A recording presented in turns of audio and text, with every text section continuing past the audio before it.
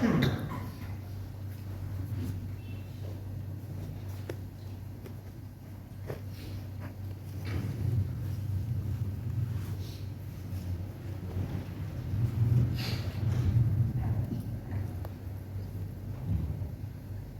بالله من الشيطان الرجيم.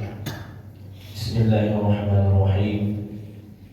السلام عليكم ورحمة الله وبركاته.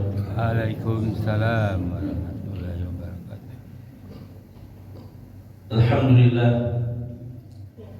الحمد لله الذي أنزل على عبده الكتاب ولم يجعل له عوجا. أشهد أن لا إله إلا الله وحده لا شريك له، وأشهد أن محمدا عبده ورسوله. يا أيها الذين آمنوا اتقوا الله حق تقاته ولا تموتن إلا وأنتم مسلمون. يا أيها الناس اتقوا ربكم الذي خلقكم من نفس واحدة وخلق منها زوجها وبث منهما رجالا كثيرا ونساء. واتقوا الله الذي تساءلون به والأرحام إن الله كان عليكم رقيبا. يا أيها الذين آمنوا اتقوا الله وقولوا قولا سديدا يصلح لكم أعمالكم ويغفر لكم ذنوبكم، ومن يطع الله ورسوله فقد فاز فوزا عظيما. أما بعد، فإن أصدق الحديث كتاب الله، وخير الهدي هدي محمد صلى الله عليه وسلم، وشر الأمور محدثاتها وكل بدعة ضلالة. Kaum muslimin wal muslimat, hadirin wal hadirat, Bapak Ibu dirahmati Allah Subhanahu wa taala. Senantiasa kita bersyukur kepada Allah Azza wa Jalla.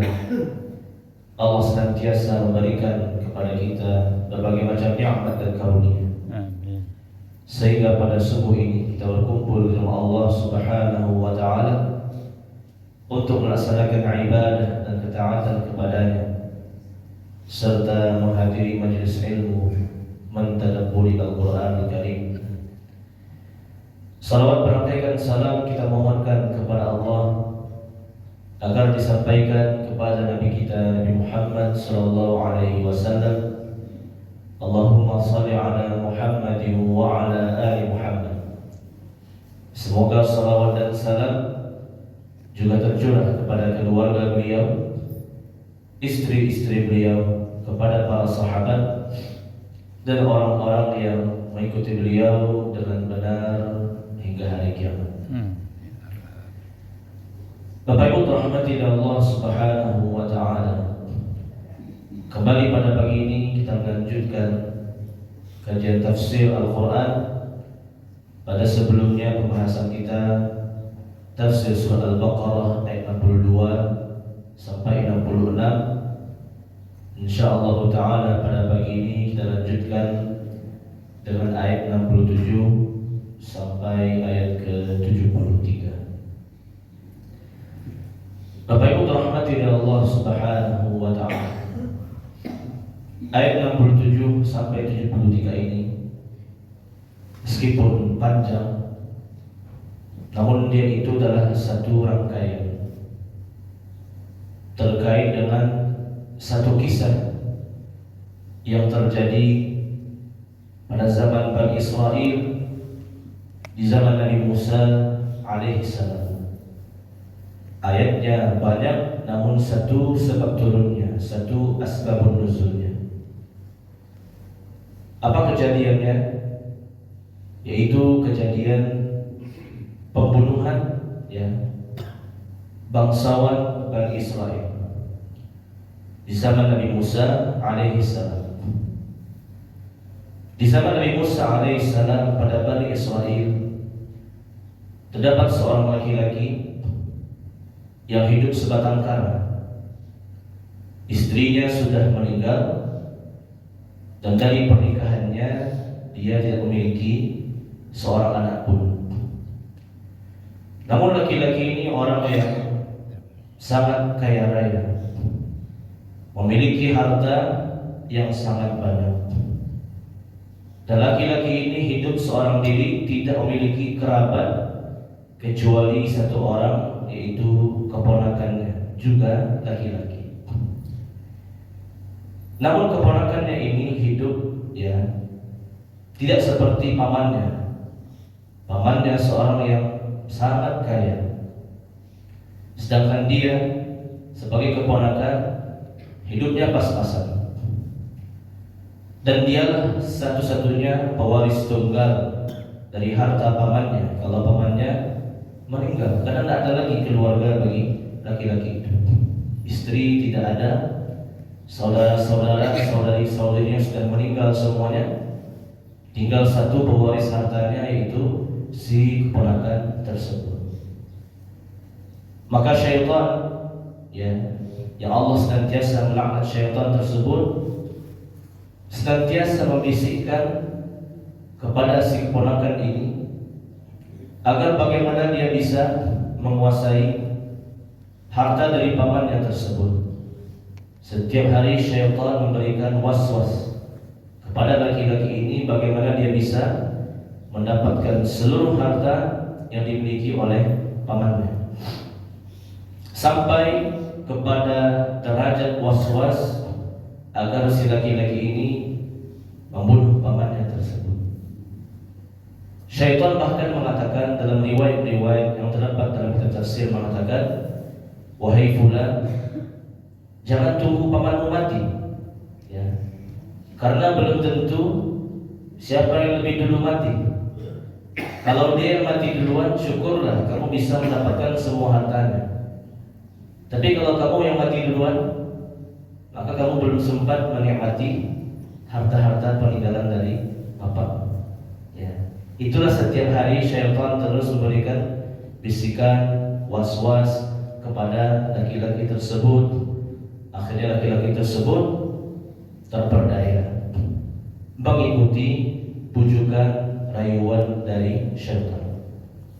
Ini bahaya dari syaitan. Syaitan itu menggoda tidak sekali dua kali, tapi selagi manusia itu masih hidup, syaitan akan terus memiliki langkah-langkah untuk menjerumuskan manusia kepada perbuatan dosa, kepada kesesatan. Makanya Allah mengatakan, ya ayyuhalladzina amanu la tattabi'u khutuwatis syaitan. Wahai orang-orang yang beriman, janganlah kamu mengikuti khutuwat, langkah-langkah. Artinya tidak satu langkah, tapi banyak langkah dari syaitan, banyak cara dari syaitan untuk menggoda anak-anak Adam. Kemudian syaitan menunjukkan caranya, gimana caranya supaya dia bisa membunuh pamannya tersebut. Caranya adalah, datanglah di malam hari ketika semua orang sudah tidur, tidak ada lagi yang bangun. Datanglah ke rumah pamanmu dengan alasan bertamu, silaturahim. Tapi persiapkanlah satu senjata, yaitu pisau. Akhirnya di malam itu dia datang ke rumah pamannya. Yang namanya kerabat datang, tentu tidak ada kecurigaan sama sekali. Langsung dibukakan pintu oleh pamannya yang kaya tersebut. Masuk laki-laki tersebut, dia berbicara sebentar sebagai tipuan muslihatnya. Ketika pamannya lengah, dia ambil pisaunya, dia tikamkan kepada pamannya tersebut sampai tewas, sampai mati paman tersebut. Kemudian bagaimana caranya supaya dia tidak terbongkar sebagai pelaku pembunuhan? Tidak mungkin orang membunuh menyerahkan dirinya begitu saja sebagai pembunuh. Tentu dia harus menyembunyikan identitasnya sebagai pembunuh. Maka syaitan membisikkan, ambillah mayat dari pamanmu ini, lemparkanlah ke salah satu rumah dari Bani Israel. Nanti di pagi hari orang-orang akan melihat di mana jasad itu, di depan rumah siapa. Nanti orang pasti akan otomatis menuduh si pemilik rumah yang akan menjadi pembunuhnya. Dilakukan oleh laki-laki itu. Diambil jasad itu, dia bawa ke depan rumah salah satu orang Bani Israel agar di pagi hari semua orang menuduh pemilik rumah tersebut. Bapak Ibu dirahmati oleh Allah Subhanahu wa taala. Di pagi hari semua orang gempar. Ini mayat ya, laki-laki yang kaya ini di depan rumahnya si fulan yang disebutkan namanya. Akhirnya semua orang berkumpul di rumah itu, menyuruh penghuni rumahnya keluar. Wahai fulan, siapa mayat ini dan kenapa engkau membunuhnya sesuai dengan rencana syaitan? Pemilik rumah itu memohon-mohon, tak pernah saya membunuh orang. Ini siapa yang meletakkan jenazah ini, mayat ini? Bersumpah dia demi Allah aku tidak pernah membunuh. Tapi manusia yang lain sudah kadung menuduh laki-laki ini sebagai pembunuhnya. Apalagi si keponakan ini, pembunuh ini, dia melakukan sandiwara. Wahai kaumku, wahai Bani Israel, ketahuilah ini dia laki-laki yang membunuh pamanku. Padahal dia yang bunuh. Namanya playing victim ya.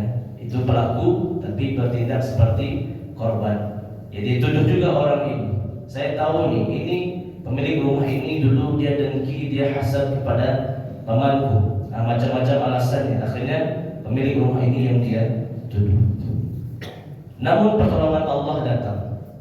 Salah seorang yang rajin beribadah dari kalangan Bani Israel mengatakan, wahai Bani Israel, kenapa kalian harus berdebat?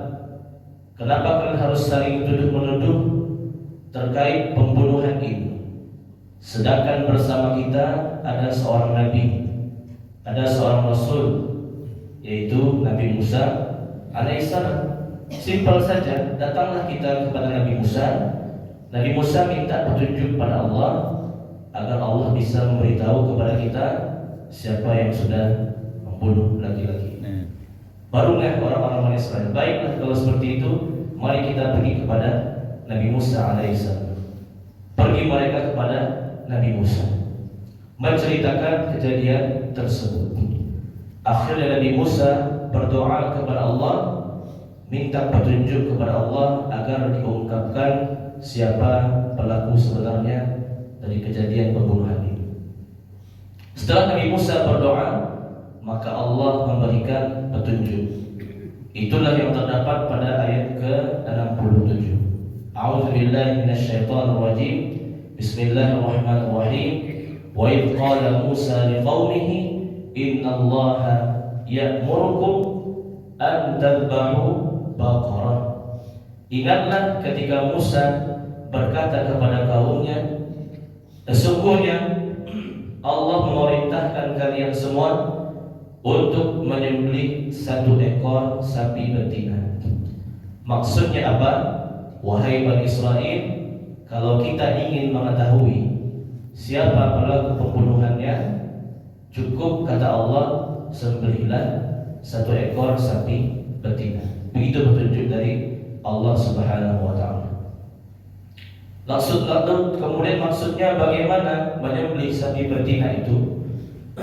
Menyembelih dari sapi betina itu, carilah satu ekor sapi betina. Yang penting sapi betina dengan warna apapun, sapi betinanya mau kurus atau gemuk, mau sehat atau sakit, yang penting cari satu ekor sapi betina. Kemudian sapi betina tersebut disembelih. Kemudian diambil satu bagian kakinya, nanti akan dipukulkan kepada si mayit, dan mayit itu akan hidup kembali menceritakan siapa pembunuhnya, kemudian dia akan kembali mati. Begitu maksud dari menyembelih satu ekor sapi betina. Cari satu ekor sapi betina, mau dibeli, mau diambil, silahkan sembelih, ambil bagian kakinya, pukulkan ke si mayit, nanti dia akan hidup. Dia akan mengungkapkan siapa pembunuhnya. Orang-orang Bani Israel mengatakan, qalu atattakhiduna huzwa. Mereka Bani Israel mengatakan, wahai Musa, apakah kamu menjadikan kami sebagai bahan olok-olokan? Tidak mau Bani Israel patuh. Padahal ini petunjuk langsung dari Allah. Mereka mengatakan, mana mungkin perintah Allah seperti ini, wahai Musa. Engkau berdusta ya Musa, engkau mengolok-olok kami. mengejek kami. Padahal ini merupakan perintah langsung dari Allah. Kerjakan, selesai urusannya. Tapi orang Bani Israel membantahnya, mendebatnya, mendurhakainya. Atattakhiduna huzwa, bahkan menuduh Nabi Musa sebagai orang-orang yang berolok-olok. Qala a'udzu billahi an akuna minal jahilin. Nabi Musa mengatakan, aku berlindung pada Allah termasuk orang-orang yang bodoh. Aku tidak sesuai dengan persangkaan kalian. Ini murni perintah langsung dari Allah Subhanahu wa taala. Kerjakanlah. Bapak Ibu dirahmati Allah Subhanahu wa taala. Itu perintah awal, 1 ekor sapi betina sembelih. Tapi Bani Israel tidak mau melakukannya.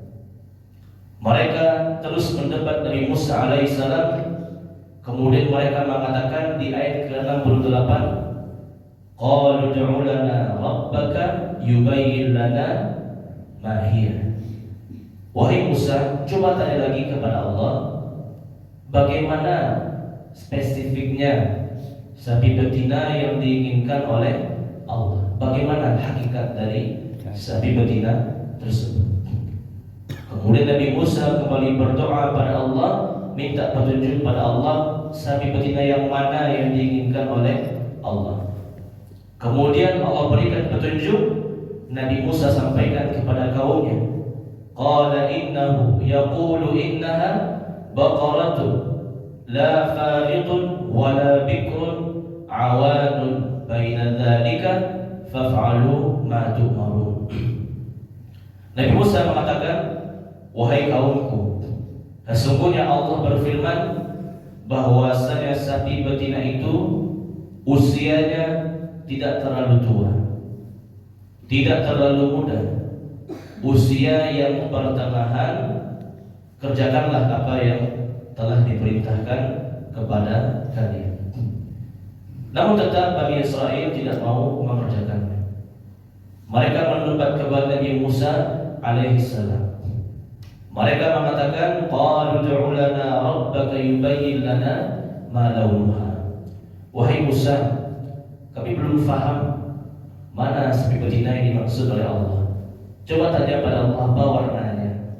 Tanya lagi oleh Bani Israel. Ini bukan pertanyaan sebenarnya, tapi untuk menghindari perintah Allah, supaya tidak melakukan perintah Allah, tapi dalam bentuk pertanyaan seperti orang bodoh. Ma launuha. Minta petunjuk pada Allah apa warna dari sapi betina yang diinginkan oleh Allah. Nabi Musa heran saja. Tapi Nabi Musa kembali berdoa kepada Allah. Daripada kasus tidak selesai, terus dia minta pada Allah Subhanahu wa taala, minta petunjuk. Kemudian Allah berikan petunjuk. Nabi Musa sampaikan kepada kaumnya, qala innahu yaqulu innaha baqaratun safra'u faqi'un launuha tasurrun nazirin. Musa mengatakan, wahai kaumku Bani Israel, sesungguhnya Allah berfirman bahwasanya sapi betina itu warnanya adalah safra, kuning, faqi'un, bukan kuning muda tapi kuning tua. Launuha tasurrun nazirin, warnanya sangat menarik, disukai oleh orang-orang yang melihatnya. Namun Bani Israel kembali berpikir untuk menghindari perintah Allah. Mereka ingin yang simpel-simpel saja. Akhirnya mereka memberikan pertanyaan yang terakhir di ayat 70. Qalu ud'u lana rabbaka yubayyin lana ma hiya. Innal baqara tashabaha 'alaina wa inna insya'allahu lamuhtadun. Mereka Bani Israel mengatakan, wahai Musa, berdoalah kepada Allah untuk kami agar Allah menjelaskan bagaimana hakikat sebenarnya dari sapi betina itu. Sapi betina tersebut masih syubhat, masih belum jelas untuk kami bagaimana hakikatnya. Dan sungguh ini pertanyaan terakhir, kami akan mendapatkan petunjuk dari Allah Subhanahu wa taala. Nabi Musa kembali berdoa pada Allah, minta petunjuk. Kemudian Allah berikan petunjuk di ayat ke-71. qala innahu yaqulu innaha baqaratun la dhalulun tuthiru al-ardha wa la tasqi al-hartha musallamatun la syiyata fiha. Nabi Musa mengatakan, sesungguhnya Allah berfirman bahwasanya hakikat dari sapi betina itu adalah sapi betina yang tidak pernah digunakan untuk membajak sawah, sapi betina yang tidak pernah digunakan untuk mengairi tanaman, sapi betina yang sehat dan tidak ada belangnya. Semakin banyak pertanyaan Bani Israel, semakin banyak syarat dari Allah Subhanahu wa Ta'ala terkait sapi betina yang akan digunakan untuk mengungkapkan pembunuhan dari kasus Bani Israel tersebut. Pada awalnya mudah, baqarah, sembelih satu ekor sapi betina, apapun warnanya, bagaimanapun tanduknya, sehat sakitnya, selesai. Baqarah, Allah perintahkan kamu untuk menyembelih sapi betina. Tapi karena mereka mempersulit, mereka akan dipersulit oleh Allah Subhanahu wa Ta'ala. Akhirnya dari Allah, sapi betina yang usianya pertengahan, warnanya kuning, harus kuning tua, harus disukai oleh orang yang melihatnya, belum pernah dipakai untuk membajak sawah, belum pernah dipakai untuk mengairi tanaman, harus sehat, tidak boleh ada belangnya. 9 syarat.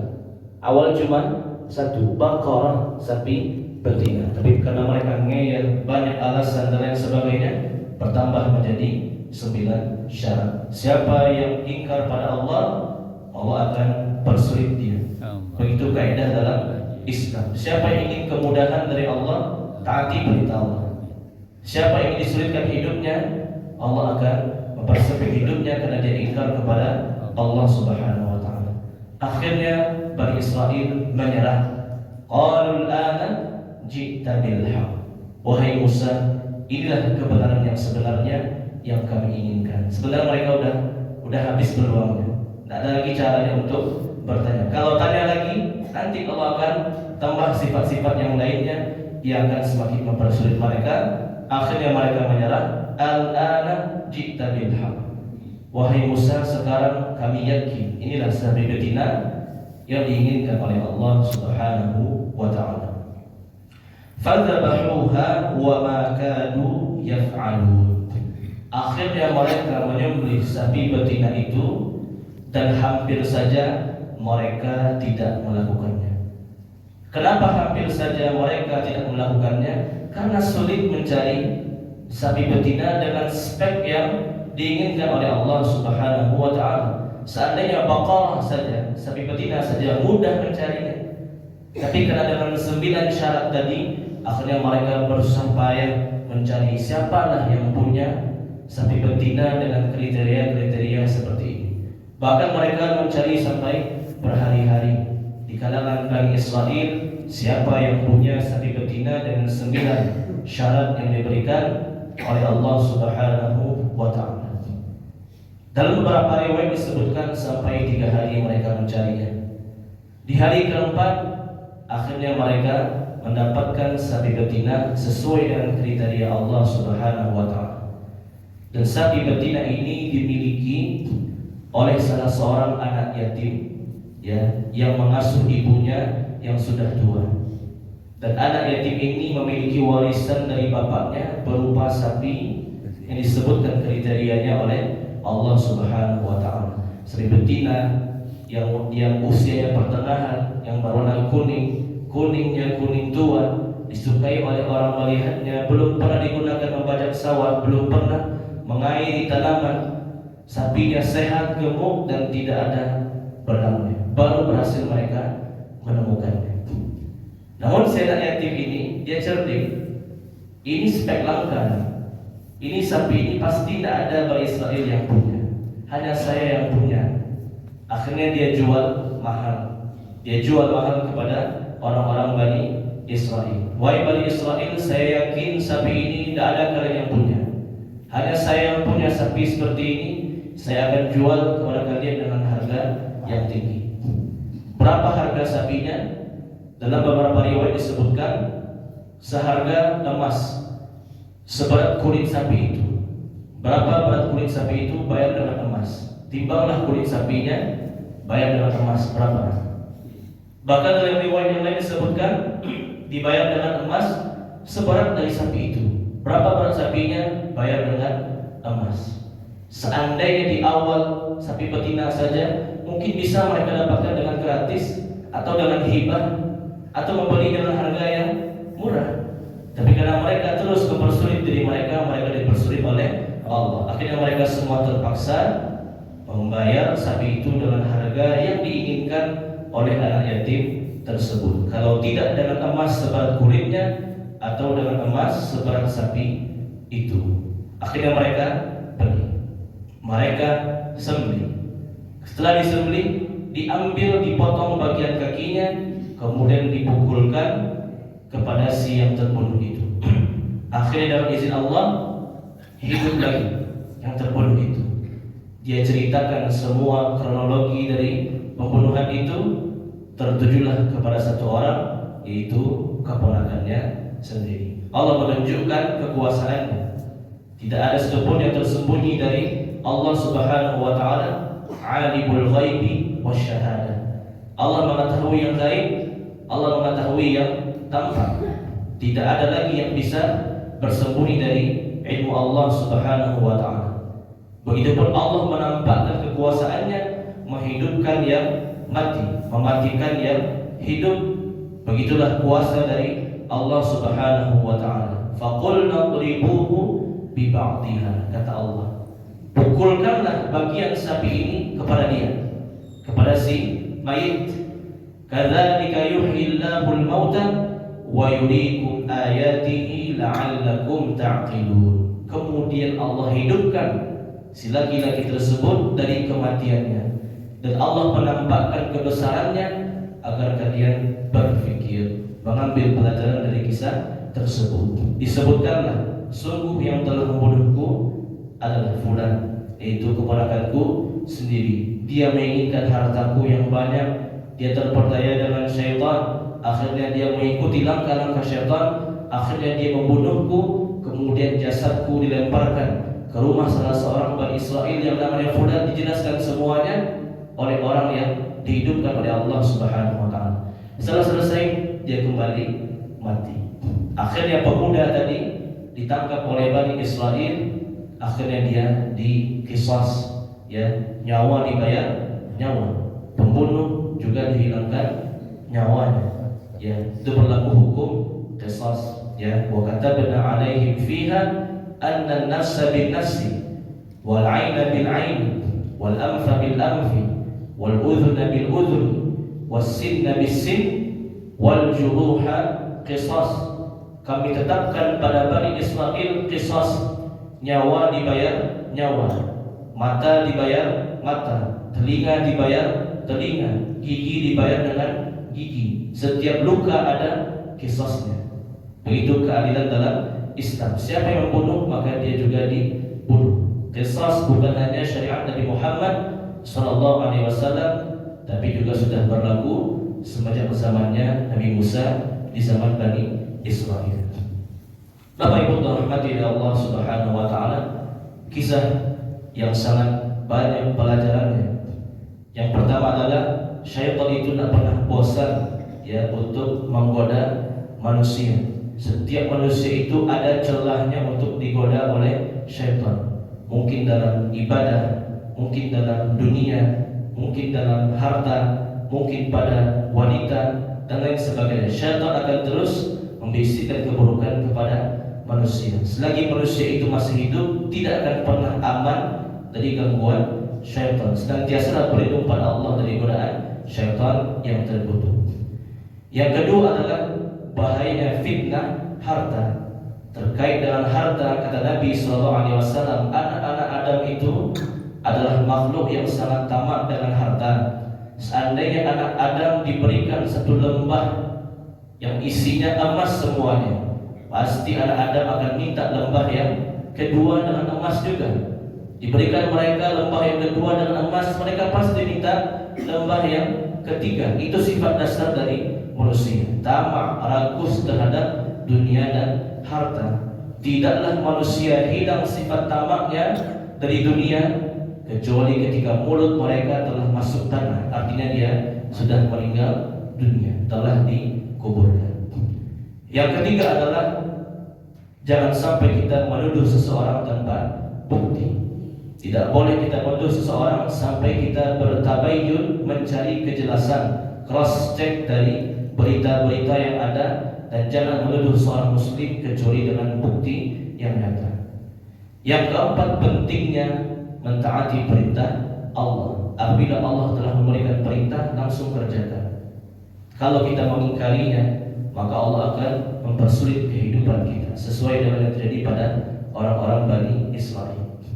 Yang kelima, pelajarannya adalah kekuasaan Allah. Allah Maha segalanya, Allah Maha mengetahui, Allah Maha melihat, Allah Maha mendengar. Bagaimanapun manusia menyembunyikan keburukannya, pasti dilihat oleh Allah Subhanahu wa Ta'ala. Dan Allah Maha menghidupkan, Allah Maha mematikan. Allahu Rabbul Alamin, Allah Rabb semesta alam, yang Maha menciptakan, yang Maha memiliki, yang Maha mengatur alam semesta. Yang terakhir adalah dahsyatnya dosa pembunuhan. Pembunuhan dosanya sangat besar di sisi Allah Subhanahu wa Ta'ala, dan orang-orang yang membunuh dalam hukum Islam, hukuman mereka adalah qisas. Sebagaimana mereka menghilangkan nyawa, maka mereka pun juga dihilangkan nyawanya sebagai qisas, pembalasan yang setimpal dari perbuatannya. Allah alam bisawab. Inilah kajian tafsir kita pada pagi ini. Surah Al-Baqarah ayat 67 sampai 73. Silakan kalau ada Bapak Ibu yang bertanya.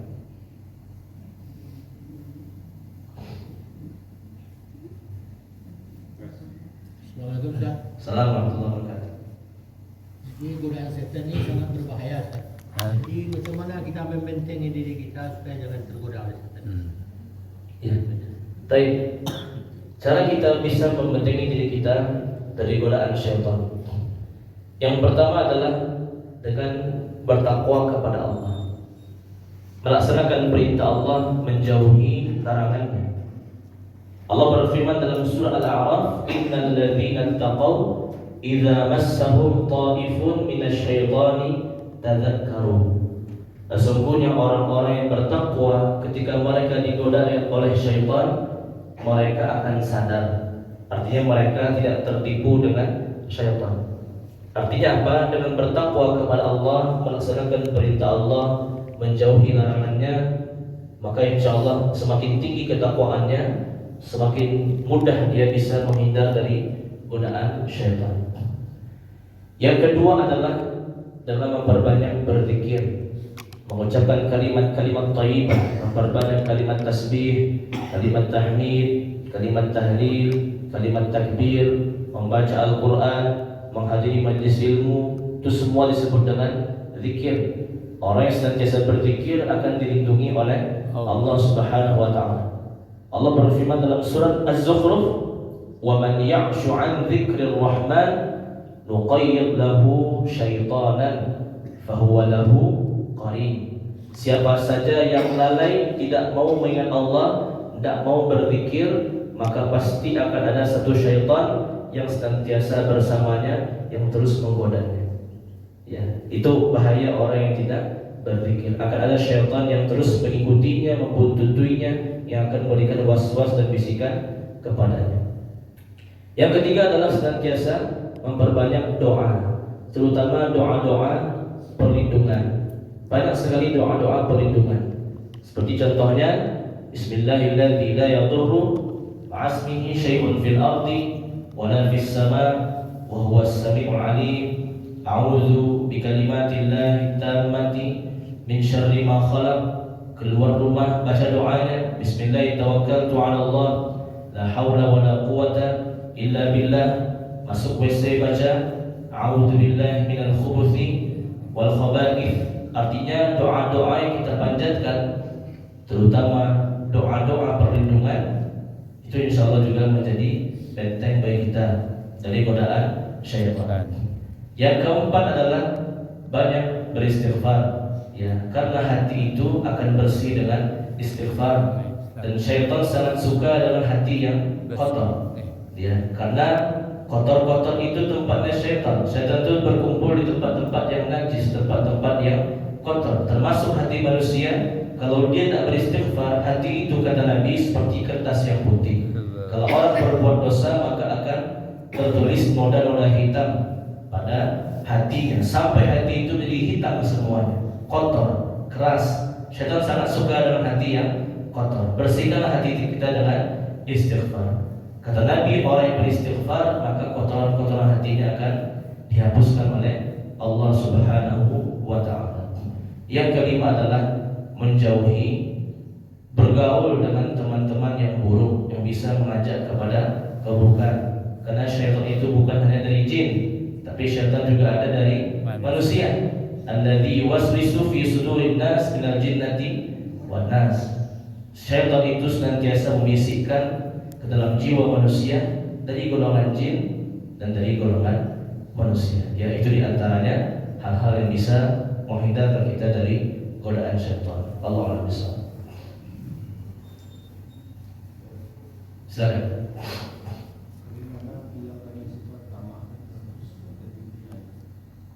Cara menghilangkan sifat tamak, ya.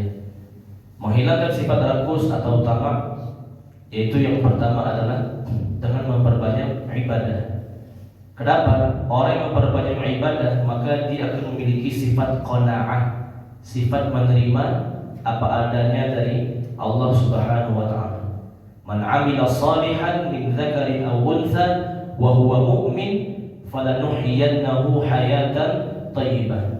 Siapa saja yang beramal soleh, beribadah dan dia beriman, baik mukmin atau mukminah, orang beriman laki-laki maupun orang beriman perempuan, falanuhyiyannahu hayatan thayyibah.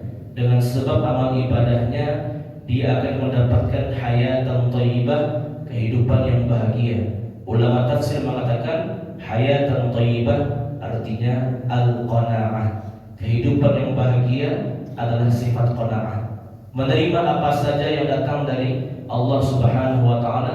Mendapatkan nikmat dia bersyukur, mendapatkan musibah dia bersabar. Ya, kalau orang rajin beribadah, rajin beramal soleh, mudah-mudahan Allah akan berikan dalam hatinya qanaah, merasa cukup dengan pemberian Allah Subhanahu wa ta'ala. Dia tidak tamak terhadap dunia. Yang kedua adalah dengan sering melihat kepada yang ke bawah, jangan sering melihat kepada yang ke atas. Kata Nabi SAW, "Unzuru ila man huwa asfala minkum wa la tanzuru ila man huwa fawqakum fa huwa ajdaru alla tasdaru ni'matallahi 'alaikum." Sering-seringlah kau melihat kepada orang yang di bawah. Jangan sering melihat kepada orang yang di atas. Karena kalau melihat ke atas terus, angan-angan itu panjang. Pengen juga seperti dia. Dia punya kendaraan, dia punya rumah, dia punya harta macam-macam. Sehingga angan-angan itu panjang. Lupa pada Allah, lupa pada akhirat, akhirnya motivasinya dunia. Sering melihat kepada yang ke bawah. Ya, orang-orang yang disempitkan rezekinya oleh Allah, yang diberikan penyakit, diberikan musibah, supaya dia semakin bersyukur. Tidak diri dia sendiri saja yang susah, ada lagi orang yang lebih susah darinya, ada lagi yang lebih diuji oleh Allah Subhanahu wa ta'ala dibandingkan dirinya. Supaya dia bisa bersyukur, menghilangkan tamak dunia, maka dengan dia melihat kepada orang yang di bawahnya secara dunia, jangan melihat kepada orang-orang yang di atasnya. Yang ketiga adalah dengan meyakini bahwasanya di hari kiamat kita itu tidak membawa harta, kita tidak membawa apa-apa dari dunia kecuali apa yang kita infakkan. Maka perbanyaklah berinfak, perbanyak bersedekah. Salah seorang sahabat ditanya, "Wahai sahabat Nabi radhiyallahu anhu, kenapa engkau sering bersedekah? Kenapa engkau banyak berinfak, mengeluarkan zakat?" Maka sahabat tadi radhiyallahu anhu mengatakan, "Inilah harta sebenarnya yang aku bawa ke akhirat.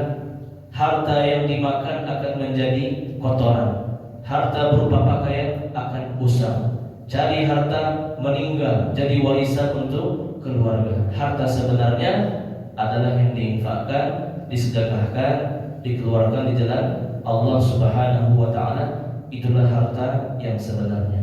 Ya, begitu 3 cara agar kita dihindarkan dari fitnah dunia. Yang pertama, banyak beribadah supaya mendapatkan qanaah.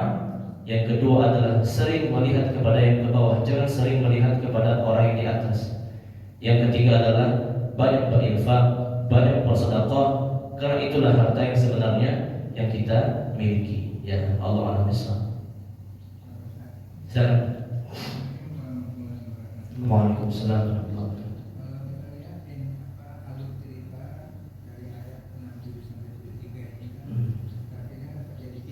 Ya.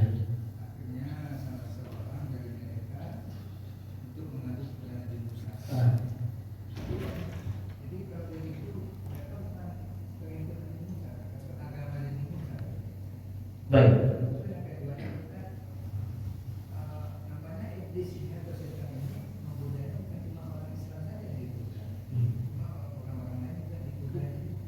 Baik.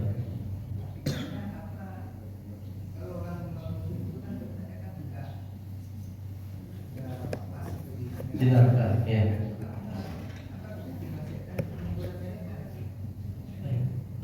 Baik.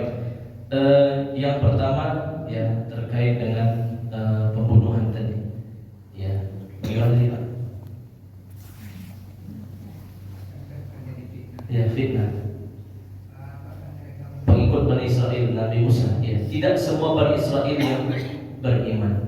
Sebagaimana yang Allah sebutkan dalam surah Ali Imran ayat 110, minhumul mu'minun wa aktsaruhumul fasiqun.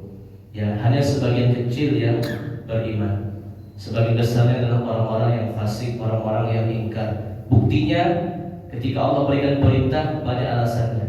Ya, tidak mau dia mengikuti perintah Nabi Musa. Artinya Bani Israel itu mereka semua umat Nabi Musa, tapi ada yang berimannya, ada yang kafirnya. Dan jumlah yang kafir itu lebih banyak dibandingkan yang beriman. Karena mereka buktinya itu berapa perintah Allah, mudah sekali. Sapi betina, tapi banyak alasannya, banyak cencongnya, banyak macam-macam jawabannya. Berarti dia banyak yang kafir. Kalau yang berimannya, dia laksanakan perintah Nabi Musa. Sayangnya jumlah yang kafir jauh lebih banyak dibandingkan yang beriman di antara orang-orang Bani Israel. Sejak zaman dulu sampai sekarang seperti itu, tidak berubah. Semacam sunnatullah seperti itu. Orang-orang Bani Israel itu sedikit yang beriman, banyak yang kufurnya, yang ingkarnya. Iya. Yang kedua terkait dengan syaitan atau iblis. Ya. Dia menggoda semua manusia. La uzayyinanna lahum fil ardi. Aku akan terus menggoda mereka, anak Adam. Ini sifatnya umum, yang berimannya maupun yang kafirnya.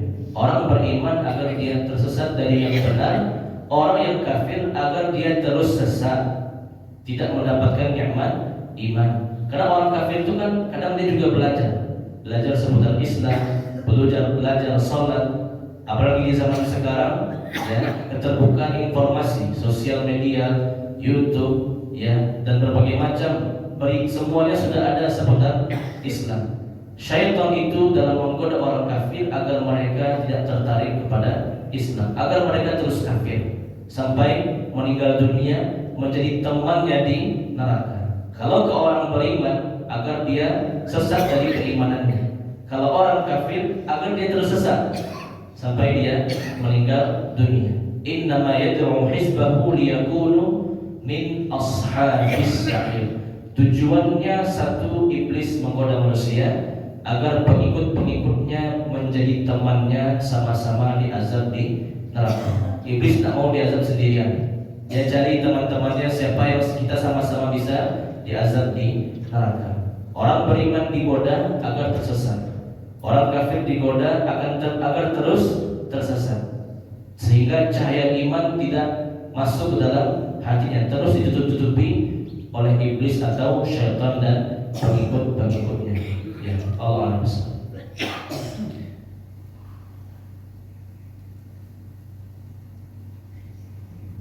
Pas. Baik, kita cukupkan, mudah-mudahan bermanfaat, dapat kita ambil pelajaran dari kisah tersebut. Ya, barakallahu fikum. Mohon maaf kesalahan kekurangan. Subhanakallah bihamdik, asyhadu an la ilaha illa anta, Astaghfirullah wa atubu ilaih. Billahi taufiq wa hidayah. Assalamualaikum warahmatullahi wabarakatuh.